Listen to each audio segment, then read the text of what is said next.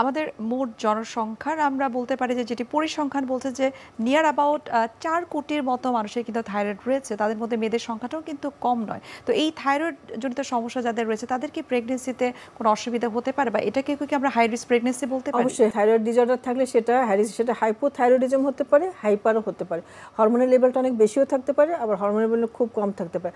আমাদের দেশে hypothyroidism is more common, বেশি কমন হাইপোথাইরয়েডিজম। এবং এই সময় ওই হাইপোথাইরয়েডিজমের যে হরমোনটা, থাইরয়েড হরমোন, এই হরমোনগুলি কি করে, এটা বাচ্চার ব্রেন ডেভেলপমেন্টে হেল্প করে। তো এটা যদি মায়ের শরীরে কম থাকে তখন বাচ্চার ব্রেন ডেভেলপমেন্ট হবে না, এবং এই বাচ্চাগুলি প্রতিবন্ধী বাচ্চা হবে। তো সেই জন্য যদি আমরা থাইরয়েডের সমস্যা দেখি, অবশ্যই তার ঠিকমতো চিকিৎসা করলে এবং পুরো রিপ্লেসমেন্ট যদি ঠিকমতো হয় তাহলে কোনোই কমপ্লিকেশন হবে না। কিন্তু তার যদি বিশেষ করে ফার্স্ট টাইমার্সটা একদম টোটালি হাইপোথাইরয়েডিজম থাকে অনেক বেশি, তখন এই বাচ্চার জন্মগত হবে, বাচ্চা তখন বুদ্ধি প্রতিবন্ধী হবে। আর প্রেগনেন্সির পরে তাদের আবার ডেলিভারির সময় কমপ্লিকেশন হয়।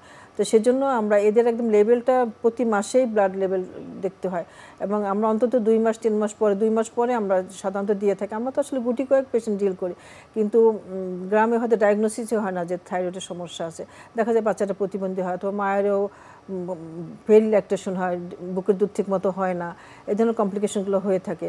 তাতে করে বাচ্চারও সমস্যা হয়, মায়েরও সমস্যা হয়। অনেক ফ্যামিলিতে অনেকের কিন্তু রয়েছে যে বংশগত হাইপার টেনশন। তো যদি কোনো মেয়ের হাইপার টেনশন থাকে তখন সেই হাইপার টেনশন প্রেগনেন্সিতে হাইপার টেনশনের জন্য যে ওষুধ খাওয়া, সেটি কি আসলে তার বাচ্চা হওয়ার ক্ষেত্রে কোনো ঝুঁকি তৈরি করতে পারে কিনা, অথবা গর্ভস্থ শিশুর জন্য কোনো ক্ষতির কারণ হতে পারে কিনা? ঔষধের জন্য না। নাম্বার বললাম মর্টালিটির কারণ হেমোরেজ, নাম্বার 2 কিন্তু হাইপারটেনসিভ ডিসঅর্ডার্স। হ্যাঁ, তো হাইপারটেনশন প্রেগনেন্সির 3 রকম হয়ে থাকে।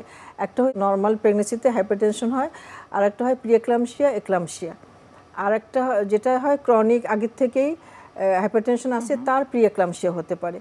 আর একটা হতে পারে যে আগের থেকেই তার হাইপারটেনশন আছে। তো প্রিএক্লাম্পসিয়াটা আমাদের খুব আমরা জোরালো দেই, এবং প্রিএক্লাম্পসিয়া এক্লাম্পসিয়া দুইটাই ম্যাটারনাল মর্টালিটির কারণ। আমাদের আগে ছিল ফার্স্ট কারণ হেমোরেজ, দ্বিতীয় ছিল সেপসিস। সেপসিসটা কিন্তু এখন অনেকটা কমে এখন হাইপারটেনসিভ ডিসঅর্ডার নাম্বার 2 এ চলে আসছে। তো সেই জন্য আমাদের এই নাম্বার 2কে আমাদের টার্গেট করতে হবে, এবং এই হাইপারটেনশন আমাদের কমাতে হবে। হাইপারটেনশনের ঔষধের তেমন কোনো ক্ষতি হয় না, আমরা সেভাবে ঔষধটা বুঝিয়ে দিই যে কোন ঔষধ তার জন্য সেফ।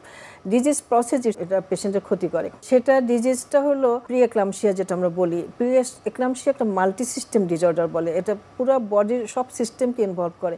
এটা হয় কি, এটাও বলে যে একদম কজটা ঠিক জানা যায় না, তবে কিছু কিছু ফ্যাক্টর এর সাথে জড়িত। যেমন যদি পেশেন্টটার এইজ যদি অ্যাডোলেসেন্ট হয়, অথবা সে আবারও 35 যদি পরে সে প্রেগনেন্সি হয়, আবার যদি এনিমিয়া থাকে, আবার যদি অনেক ওবেসিটি থাকে, পলিসিস্টিক ওভারি থাকে, আবার যদি যাদের আইভিএফ করে বাচ্চা হয়, এই ধরনের অনেকগুলো ফ্যাক্টর আছে যেগুলোতে হাইপারটেনশন, প্রেগনেন্সিতে হাইপারটেনশন হতে পারে। এই হাইপারটেনশন হবে 20 সপ্তাহের পরে। 20 সপ্তাহের আগে যদি হাইপারটেনশন হয়, সেটা হলো আগের থেকেই আছে তার হাইপারটেনশন, হয়তো ডায়াগনোসিস হয় নাই কিংবা সে জানে। কিন্তু যখন 20 সপ্তাহ পরে হাইপারটেনশন হবে, সেটা হলো প্রিএক্লাম্পসিয়া, আবার সেখান থেকে এক্লাম্পসিয়া যাবে। এবং এই হাইপারটেনশনটা অনেক ক্ষতিকারক প্রেগনেন্সির সময়, এবং এখান থেকে মায়ের মৃত্যু পর্যন্ত হতে পারে। এক্লাম্পসিয়া হয়ে অনেক রকম, আমি আজকেই স্টুডেন্টদের পড়াচ্ছিলাম এক্লাম্পসিয়া, এবং এক্লাম্পসিয়া যে কতখানি মর্টালিটি করে মানুষকে, এটা খুবই একটা গুরুত্বপূর্ণ বিষয়। তো আমাদেরকে এই প্রিএক্লাম্পসিয়া এমন একটা ডিজিজ যেটা আমরা টোটালি প্রিভেন্ট করতে পারি, কিন্তু এটা আমরা যদি পেশেন্টকে সচেতন করতে পারি, রেগুলার অ্যান্টিনাটাল চেকআপে আসে, কাদের প্রিএক্লাম্পসিয়া বেশি হবে সেটা আমরা কিন্তু বুঝতে পারি। ওই যে রিস্ক ফ্যাক্টরগুলি বললাম, অনেকগুলোই আছে, প্রায় 15-20টার মতো রিস্ক ফ্যাক্টর আছে প্রিএক্লাম্পসিয়া ডেভেলপ করার মতো।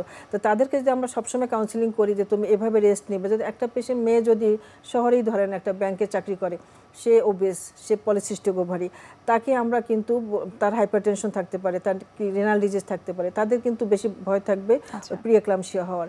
তো সেক্ষেত্রে আমি তাকে যদি প্রথম থেকেই বলি তোমার জবের ইয়াটা একটু কমাতে হবে, তোমাকে রেস্ট নিতে হবে। এবং রেস্ট এমন একটা জিনিস প্রেগনেন্সিতে, রেস্ট যদি প্রপারলি নিতে পারে, বিকালে 3 ঘন্টা, রাতে 8 ঘন্টা, এই যে সময়টুকু যদি রেস্ট নিতে পারে, তাইলে কিন্তু সে অনেকখানি এইসব ডিজিজ থেকে সে রেহাই পাবে।